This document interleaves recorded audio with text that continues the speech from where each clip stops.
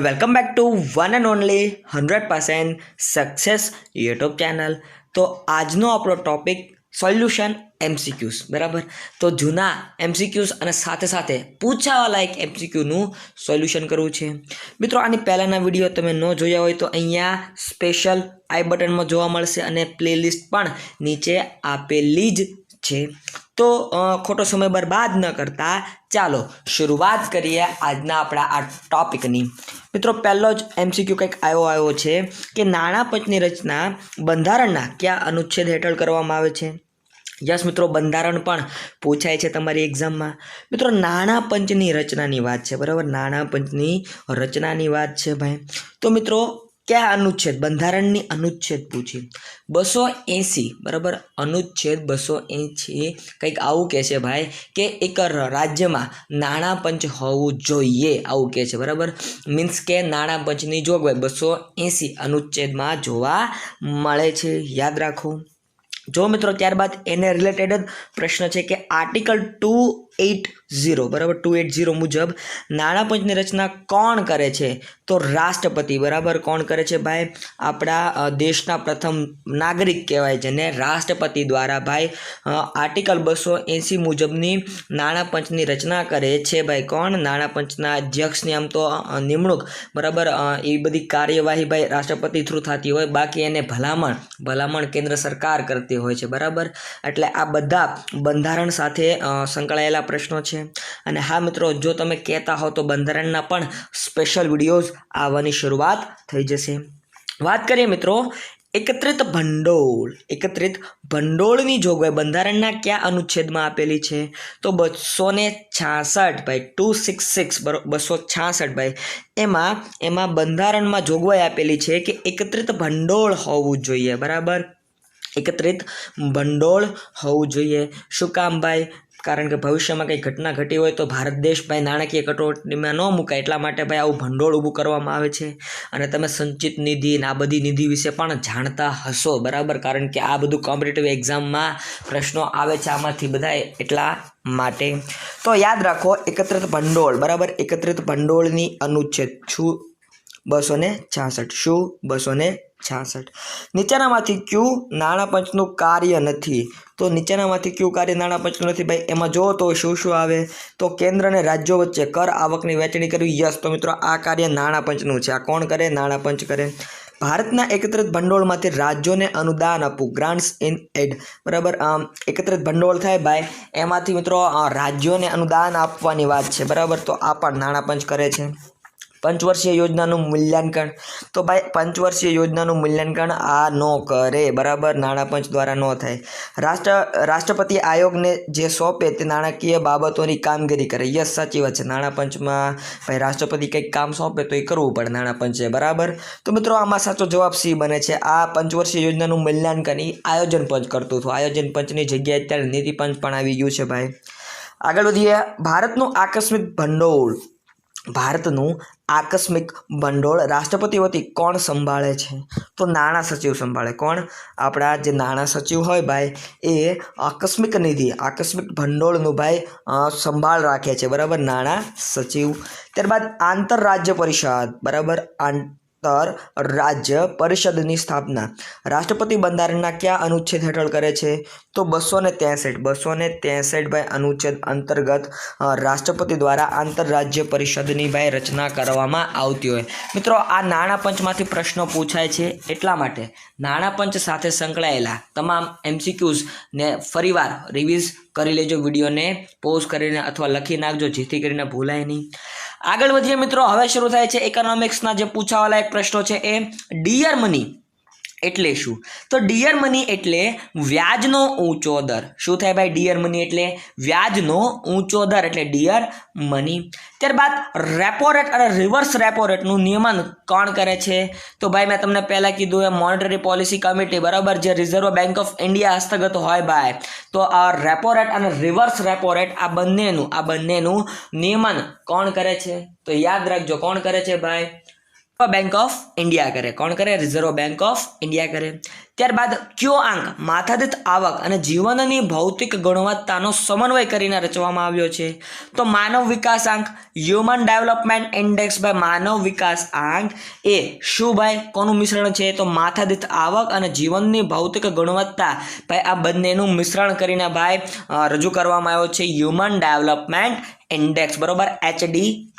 ત્યારબાદ કોને અંધારી રાતનો શત્રુ તરીકે ઓળખવામાં આવે છે? તો મિત્રો અંધારી રાતનો શત્રુ વસ્તી વધારાને કહેવાય, બરાબર, અંધારી રાતનો શત્રુ કોને કહેવામાં આવે છે? તો વસ્તી વધારાને ભાઈ અંધારી રાતનો શત્રુ આવું ઉપનામ મળેલું છે। ત્યારબાદ ભારતમાં વસ્તીના ઇતિહાસમાં કયા વર્ષને મહાવિભાજક વર્ષ તરીકે ઓળખવામાં આવે છે?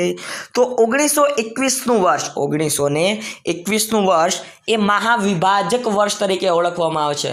આવું શું કામ મિત્રો? આવું શું કામ? ધોરણ 12નું ટેક્સ્ટ બુક ખોલો ને તો આમાં વિધાનો સમજાવો, એમાં આ પ્રશ્ન હોય, બરાબર, કે 1921ના વર્ષને મહાવિભાજક વર્ષ તરીકે ઓળખવામાં આવે છે, વિધાન સમજાવો ભાઈ। તો આમાં તમારે આંકડાઓ અને એની માહિતી લખવાની હોય અને પછી તમારો જવાબ સાચો ઠરે। પણ ટૂંકમાં આપણી એક્ઝામમાં આવું પૂછે કે મહાવિભાજક વર્ષ તરીકે કોને ઓળખવામાં આવે છે? તો 1921ના વર્ષને મહાવિભાજક વર્ષ તરીકે ઓળખવામાં આવે છે। ત્યારબાદ ભારતમાં કઈ પદ્ધતિથી નાણું બહાર પાડવામાં આવે છે? તો ન્યૂનતમ અનામતની પદ્ધતિ ભાઈ, મિનિમમ રિઝર્વ રેશિયો, બરાબર, મિનિમમ રિઝર્વ ભાઈ, મિનિમમ રિઝર્વ સિસ્ટમથી ભાઈ આ ભારતમાં જે નાણું, ચલણી નાણું ભાઈ હોય છે એ મિનિમમ રિઝર્વ સિસ્ટમથી, બરાબર, એટલે કે ન્યૂનતમ અનામત પદ્ધતિથી ભાઈ બહાર પાડવામાં આવે છે। તો યાદ રાખો આવા પ્રશ્નો પણ પૂછાય છે।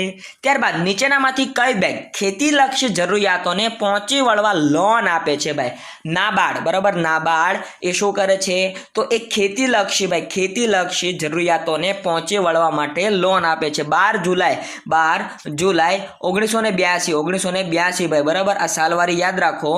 આ સાલવારી દરમિયાન મિત્રો, અને આ તારીખ પણ યાદ રાખો ભાઈ, નાબાર્ડની સ્થાપના થઈ હતી, કારણ કે નાબાર્ડમાંથી પ્રશ્નો હોય જ છે ભાઈ, તમે જાણો જ છો, તમે જૂના પ્રશ્નપત્ર સોલ્વ કર્યા જ હશે મિત્રો, એમાં તમામ MCQs તમને જોવા મળશે। આગળ વધીએ, ભારતમાં ચલણી નોટો કઈ બેંક બહાર પાડે છે? તો RBI, Reserve Bank of India, RBI, Reserve Bank of India એ શું બહાર પાડે છે? ચલણી નોટ બહાર પાડે। ચલણી નોટ ઇટ મીન્સ ચલણી નોટ, બરાબર, એટલે કે મિત્રો જે માર્કેટમાં જે તમે નાણું જોવો છો, બરાબર, રૂપિયા 2000થી લઈને રૂપિયા 2ની નોટ સુધી જોવો છો ભાઈ, એ કોણ? RBI બહાર પાડે છે। રૂપિયા 1 અને રૂપિયા 1ની નોટ, બરાબર, રૂપિયા 1નો સિક્કો અને રૂપિયા 1ની નોટ ભાઈ આ કોણ બહાર પાડે? તો નાણાં મંત્રાલય બહાર પાડે। કોણ બહાર પાડે?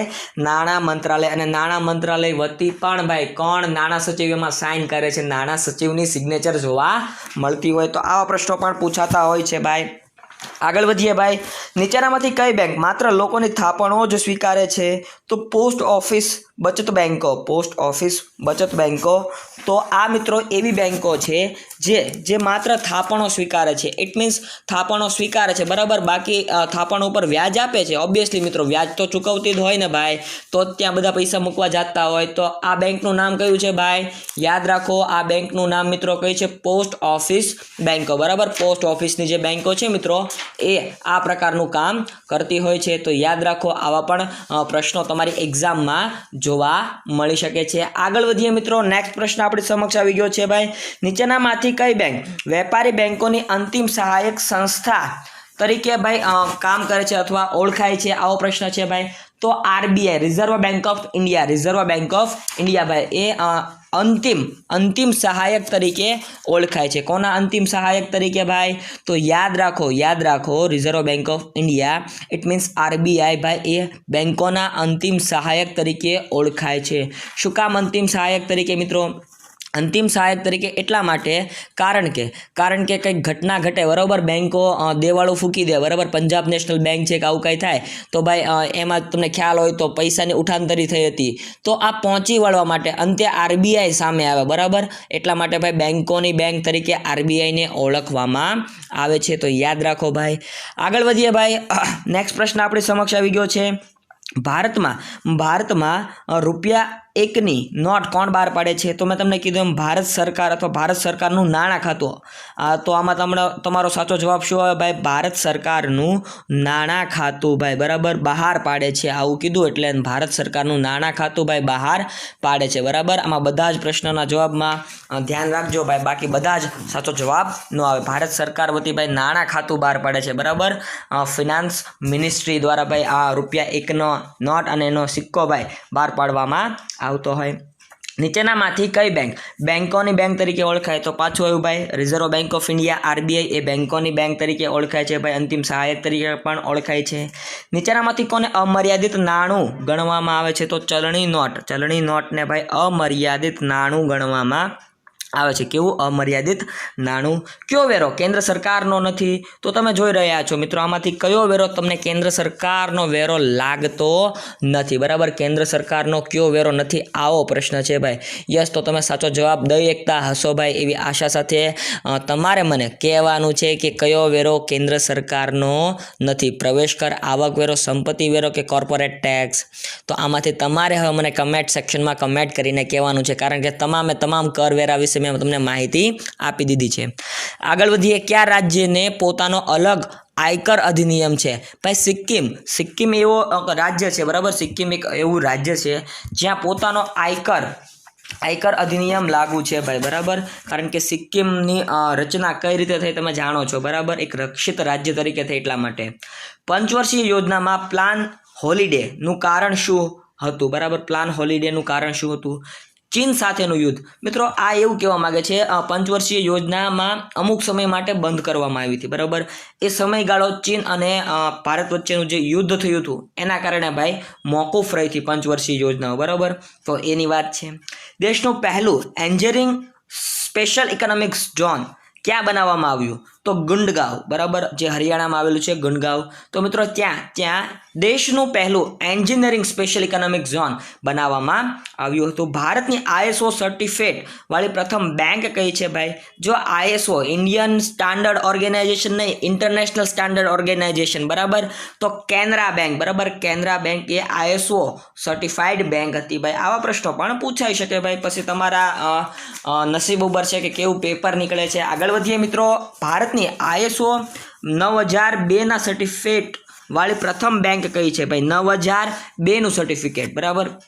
તો મિત્રો આ પંજાબ નેશનલ બેંકને મળ્યું હતું, આ PNB ને મળ્યું હતું, પંજાબ નેશનલ બેંકને. RBIની સ્થાપના ક્યારે થઈ? 1 એપ્રિલ 1935 ભાઈ RBIની સ્થાપના થઈ. ક્યારે થઈ? 1 એપ્રિલ 1935 ભાઈ RBIની સ્થાપના થઈ. તો યાદ રાખો મિત્રો, RBIનું મુખ્યાલય સૌપ્રથમ ક્યાં હતું? કલકત્તામાં હતું. RBIનું મુખ્યાલય કાયમી માટે મુંબઈ ફેરબદલી કરવામાં આવ્યું હતું. ક્યારે? તો 1937માં ભાઈ, બરાબર, કાયમી માટે 1937માં ભાઈ ત્યાં બદલવામાં આવ્યું હતું. તો આ તમામ વિધાનો સાચા છે, બરાબર. તમામ વિધાનો સાચા છે. તમને ડાયરેક્ટ આવો પ્રશ્ન પૂછાય કે RBIનું મુખ્ય મથક પહેલા ક્યાં હતું? તો કલકત્તા હતું. ક્યાં હતું? કલકત્તા હતું, પશ્ચિમ બંગાળમાં. ભારતમાં ચલણી સિક્કાઓ કોણ બહાર પાડે? તો ચલણી સિક્કાઓ આવ્યા. જો ચલણી સિક્કાઓ તો ભારત સરકાર બહાર પાડે. ભારત સરકાર વતી RBI એને માર્કેટમાં મૂકતી હોય. ગોસ્વામી સમિતિનું કાર્યક્ષેત્ર કયું હતું? તો મંદ ઔદ્યોગિક એકમો માટેનું ભાઈ. મંદ ઔદ્યોગિક એકમોને ફરીવાર ગ્લુકોઝ મળે, બરાબર, એવું કાર્યક્ષેત્ર કોનું હતું? ગોસ્વામી સમિતિનું હતું.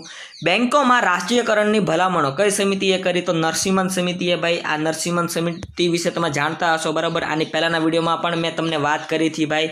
તો નરસિમ્હન સમિતિએ બેંકોના કમ્પ્યુટરીકરણને પણ મહત્વનું ધ્યાન આપવાની વાત કરી હતી. ટી બોર્ડનું મુખ્યાલય ક્યાં આવેલું છે? તો ટી બોર્ડ. મિત્રો ટી બોર્ડ મીન્સ કે તમે જાણો છો ચા, બરાબર. ચા સૌથી વધારે ક્યાં થાય ભાઈ? તો ચા સૌથી વધારે અસમમાં થાય. ક્યાં થાય ભાઈ? અસમમાં થાય.